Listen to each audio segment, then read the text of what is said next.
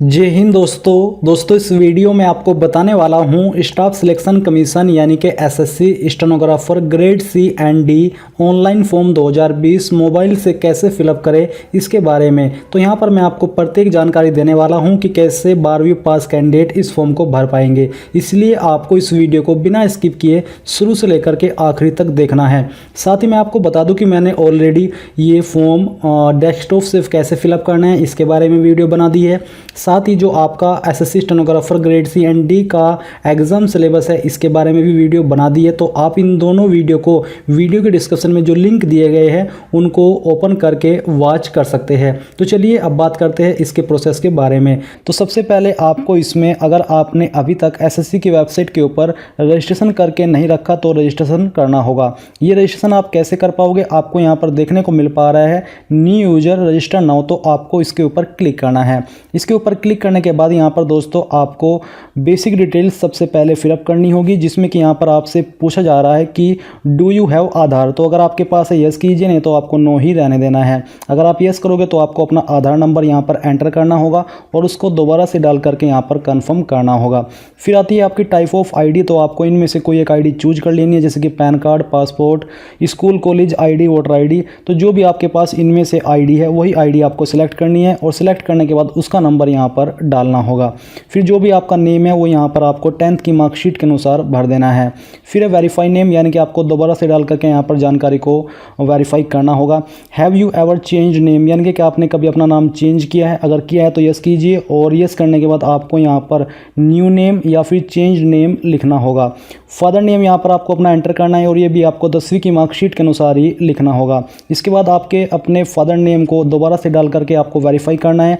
फिर सेम तरीके से आपको अपनी मदर्स का नाम डालना है और ये भी आपको 10th की मार्कशीट के अनुसार ही भरना है। आप इसके बाद आपको अपनी मदर्स का नेम भी दोबारा से डाल करके वेरीफाई करना है। अब आती है आपकी डेट ऑफ बर्थ। तो यहाँ पर दोस्तों आपको अपनी डेट ऑफ बर्थ एंटर कर देनी है और ये भी आपको 10th की मार्कशीट के अनुसार ही भरनी होगी। यहाँ पर आपको पहले जो भी आपका ईयर है वो सिलेक्ट करना है। आप यहाँ पर बैक में जा कर के अपना ईयर चूज कर सकते हैं, जैसे कि यहाँ पर हम सिलेक्ट कर लेते हैं 1997। तो आपको क्या करना है, आपको यहाँ पर देखने को मिल पा रहा है, इसको आप थोड़ा सा स्क्रॉल कर लीजिए ताकि आपको सभी ईयर यहाँ पर नज़र आ सके। तो यहाँ से आपको अपना ईयर चूज करना है और करने के बाद आपको यहाँ पर जानकारी भर देनी है। फिर दोस्तों यहाँ पर आपके सामने है मैट्रिकुलेशन 10th की जानकारी। तो आपने जो 10th है वो किस बोर्ड से की थी वो बोर्ड यहाँ से आपको चूज करना होगा। जो भी आपका बोर्ड है वो आपको अच्छे से सिलेक्ट कर लेना है। फिर आपको दोबारा से यहाँ पर अपने बोर्ड को सिलेक्ट करके वेरीफाई करना है। 10th का रोल नंबर क्या था वो रोल नंबर आपको यहाँ पर एंटर करना होगा। इसके बाद आपको देखने को मिलेगा ईयर ऑफ पासिंग, आपने किस ईयर के अंदर अपनी 10th पास कर ली थी। फिर आपको वो ईयर दोबारा से डाल करके चूज करना होगा, यानी कि आपने अपनी जानकारी जो कि 10th आपने किस ईयर के अंदर पास की थी उसको दोबारा से कंफर्म करना है। जेंडर आपका जो भी है यहाँ से आपको सिलेक्ट कर लेना है, उसको दोबारा से डाल करके फिर वेरीफाई करना होगा। लेवल ऑफ एजुकेशनल क्वालिफिकेशन, यानी कि आपकी जो एजुकेशनल क्वालिफिकेशन है उसका हायर लेवल क्या है वो आपको यहाँ पर सिलेक्ट कर लेना है। सिलेक्ट करने के बाद आपको यहाँ पर अपना वैलिड मोबाइल नंबर एंटर करना है, उसको दोबारा से डाल करके यहाँ पर कंफर्म करना है। फिर आपको अपनी ईमेल आईडी यहाँ पर एंटर करनी है और उसको दोबारा से डाल करके यहाँ पर कंफर्म कर देना है। फिर है state UT of permanent address. तो आपकी परमानेंट एड्रेस की कौन सी स्टेट है वो यहाँ से आपको चूज कर लेनी है। अब जितनी भी जानकारी आपने इस कॉलम के अंदर भरी इन सभी को आपको एक बार चेक करना है और चेक करने के बाद आपको नीचे आकर के सेव के ऊपर क्लिक कर देना है। सेव के ऊपर क्लिक करने के बाद यहाँ पर दोस्तों आपको अपना मोबाइल नंबर और ईमेल आईडी कंफर्म करनी होगी, क्योंकि इसके ऊपर ओटीपी सेंड किया जाएगा। तो आपको अच्छे से कंफर्म करने के बाद यहाँ पर कंफर्म के ऊपर क्लिक करना है। कंफर्म के ऊपर क्लिक करने के बाद यहाँ पर आपको बोला जा रहा है कि basic details are saved, registration is portal and it should be completed within 14 days. तो आपको यहाँ से इसको क्लोज कर देना है। अब क्लोज करने के बाद यहाँ पर आपको बोला जा रहा है कि your registration is parcel and it should B complete, यानी कि 14 दिन के अंदर कंप्लीट किया जाएगा। और यहाँ पर आपका जो रजिस्ट्रेशन नंबर है वो भी आपको मिल चुका है। तो आपको यहाँ से इसको क्लोज कर देना है। क्लोज करने के बाद दोस्तों यहाँ पर आपको जो रजिस्ट्रेशन नंबर है वो यहाँ पर एंटर करना है और जो पासवर्ड अभी आपको मिला है वो पासवर्ड आपको यहाँ पर डालना होगा। तो यहाँ पर दोस्तों जो आपने ईमेल आईडी एंटर की थी इस ईमेल के ऊपर आपको एसएससी की तरफ से एक ईमेल आई होगी, जिसमें कि आपको रजिस्ट्रेशन नंबर और एक रैंडम पासवर्ड सेंड किया गया है। तो वो पासवर्ड आपको यहाँ पर डाल करके जो कैप्चा कोड दिया जा रहा है वो फिलअप करना है और फिर आपको लॉगिन के ऊपर क्लिक कर देना है। लॉगिन के ऊपर क्लिक करने के बाद यहाँ पर दोस्तों आपको पासवर्ड रीसेट करने की जानकारी देखने को मिल पा रही है। आपको यहाँ पर ओल्ड पासवर्ड एंटर करना है, जो पासवर्ड अभी आपको मेल के माध्यम से मिला है। फिर आपको यहाँ पर एक न्यू पासवर्ड सिलेक्ट कर लेना है और उसको दोबारा से डाल करके कन्फर्म कर देना है। कन्फर्म करने के बाद आपको यहाँ पर सबमिट के ऊपर क्लिक करना होगा। सबमिट के ऊपर क्लिक करने के बाद आप यहाँ पर देखोगे your password has been changed successfully, please log in to continue. तो आपको यहाँ से क्लोज करना है और क्लोज करने के बाद आपको यहाँ पर अपना रजिस्ट्रेशन नंबर एंटर करना है और फिर जो पासवर्ड अभी आपने सिलेक्ट किया है यानी कि चेंज किया है वो पासवर्ड आपको यहाँ पर भरना होगा। और भरने के बाद जो कैप्चा कोड दिया जा रहा है ये कैप्चा कोड आपको यहाँ पर फिलअप करना है और फिर आपको लॉगिन के ऊपर क्लिक कर देना है। लॉगिन के ऊपर क्लिक करने के बाद दोस्तों यहाँ पर आपकी बेसिक डिटेल्स आ जाएगी जो कि अभी तक आपने फिलअप की है। तो आपको इनको एक बार चेक करना है और चेक करने के बाद आपको नीचे आकर के नेक्स्ट के ऊपर क्लिक करना है। नेक्स्ट के ऊपर क्लिक करने के बाद यहाँ पर दोस्तों अब आपको अपनी एडिशनल एंड कॉन्टैक्ट डिटेल्स भरनी है। जैसे कि आपकी कास्ट कैटेगरी क्या है वो यहाँ से आपको सिलेक्ट कर लेनी है। इसको सिलेक्ट करने के बाद आपको दोबारा से यहाँ पर इसको कन्फर्म करना है। नेशनलिटी आपकी क्या हो यहाँ से आपको चूज करनी है। फिर है आइडेंटिफिकेशन मार्क्स, यानी कि अगर आपकी बॉडी के ऊपर कोई एक ऐसा मार्क है जिससे आपके शरीर की पहचान होती है तो आपको उसके बारे में यहाँ पर जानकारी देनी होगी। जैसे कि मैं लिखने वाला हूँ मोल ऑन माई चिक, यानी कि मेरी गाल के ऊपर तिल है। तो कोई भी अगर आपके बॉडी के ऊपर निशान है उसके बारे में आपको यहाँ पर जानकारी दे देनी है।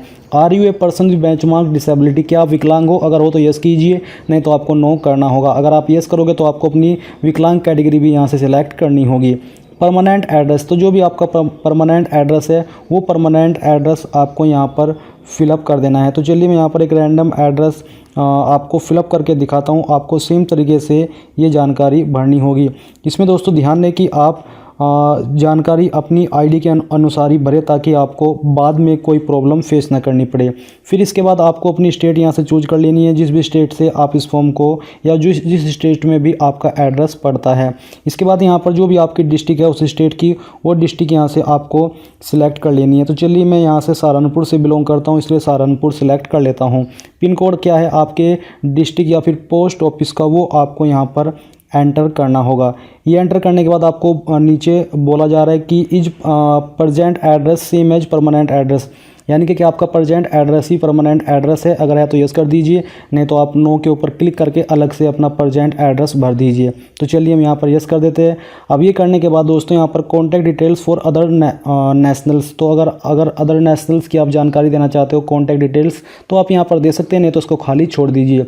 अब जितनी भी जानकारी आपने यहाँ पर भरी इन सभी को एक बार चेक कर लेना है और चेक करने के बाद आपको नीचे आकर के पहले सेव के ऊपर क्लिक करना है ताकि ये जानकारी सेव हो जाए और इसके बाद आपको यहाँ पर फाइनल सबमिट के ऊपर क्लिक करना है। या फिर आप यहाँ पर जो आपके सामने डिक्लेरेशन आया है इसको एक बार रीड कर लीजिए और रीड करने के बाद आपको आई एग्री के ऊपर क्लिक करना है और फिर यहाँ से आप टेक ड्राफ्ट प्रिंट के ऊपर क्लिक करके ड्राफ्ट प्रिंट भी ले सकते हैं, नहीं तो आपको फाइनल सबमिट के ऊपर क्लिक करना है। इसके ऊपर क्लिक करने के बाद दोस्तों यहाँ पर आपको मोबाइल और ईमेल के ऊपर OTP सेंड किया गया है। आप इनमें से कोई भी एक OTP डाल करके यहाँ पर इसको सबमिट कर दीजिए। सबमिट के ऊपर क्लिक करने के बाद दोस्तों यहाँ पर आप डैशबोर्ड में आ जाओगे। यहाँ पर आपको देखने को मिल पा रहा है कि आपका रजिस्ट्रेशन हो चुका है।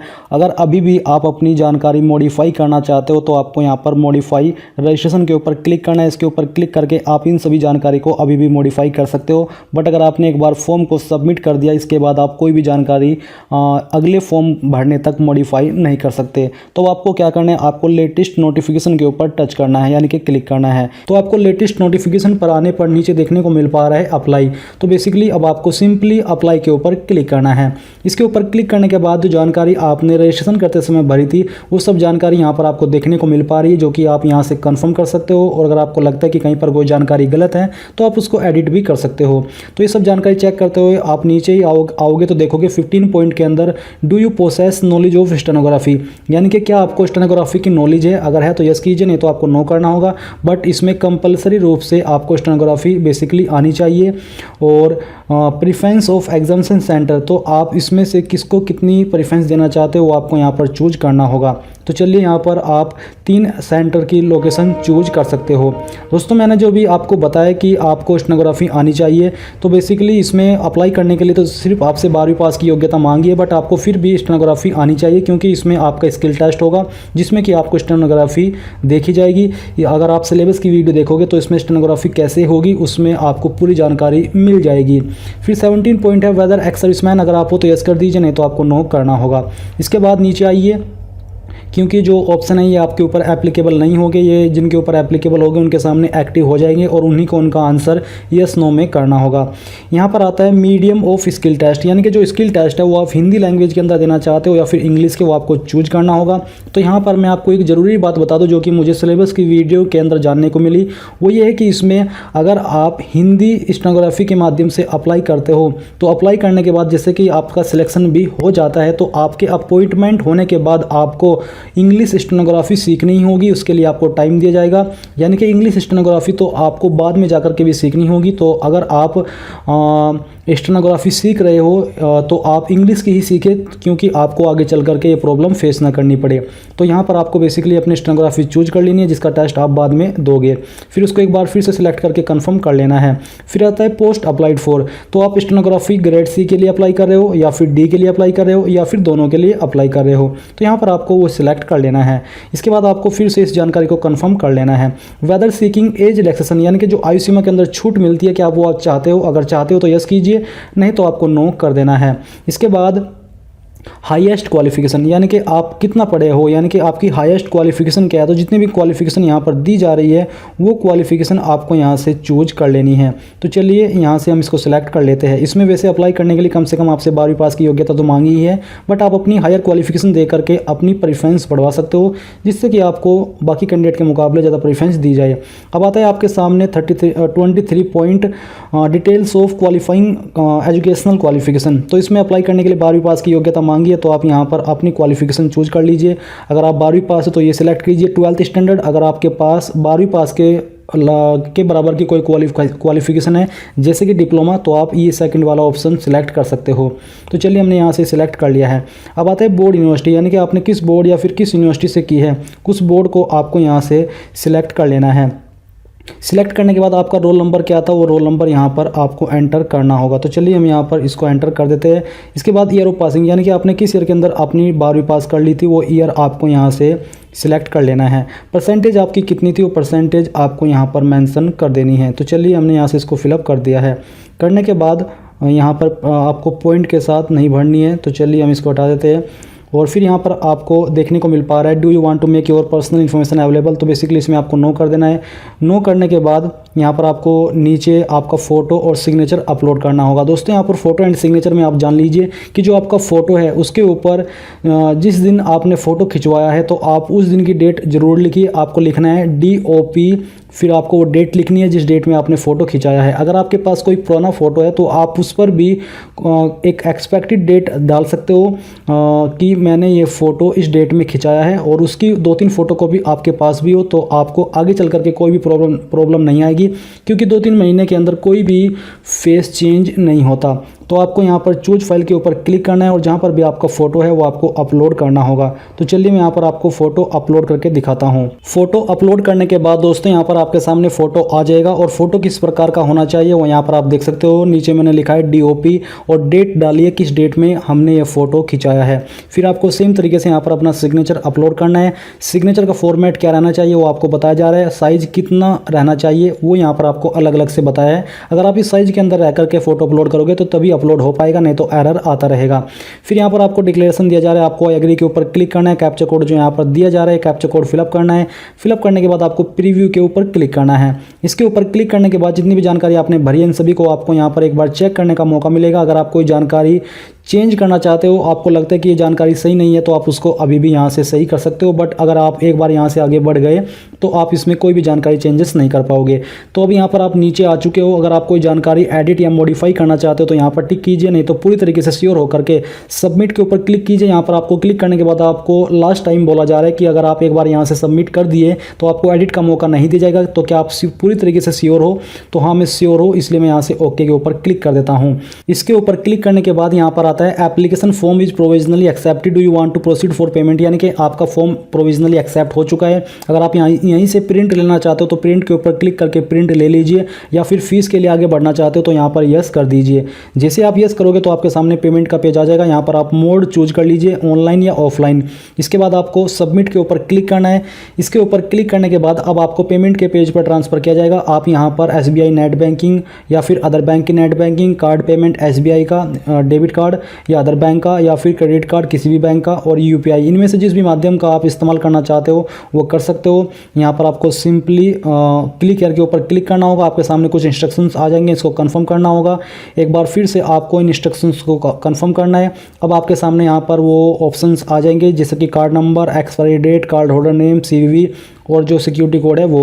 तो ये सब डालने के बाद जैसे आप पे के ऊपर क्लिक करोगे तो आपकी रजिस्टर्ड मोबाइल नंबर पर एक ओटीपी आएगा। वो ओटीपी डाल करके आप कंफर्म करते ही आपकी ट्रांजैक्शन सक्सेसफुल हो जाएगी और आपको ऑटोमेटिकली एसएससी की वेबसाइट के ऊपर रिडायरेक्ट कर दिया जाएगा और वहाँ से आप अपने फॉर्म का फाइनल प्रिंट आउट ले पाओगे। इस प्रकार से दोस्तों आप SSC stenographer grade C and D online form 2020 को भर सकते हो।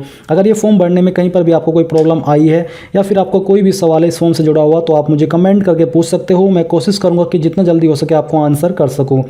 और इस वीडियो के लास्ट में मैं आपसे बस यही कहना चाहूँगा कि प्लीज़ उस वीडियो को लाइक, शेयर और साथ ही साथ आपके अपने यूट्यूब चैनल ज्ञानदेव होस्ट को सब्सक्राइब कर ले और सब्सक्राइब करने के बाद बेल के आइकन को दबा दे ताकि आपको आगे आने वाली वीडियोज़ के नोटिफिकेशन सबसे पहले मिल पाए। जय हिंद दोस्तों।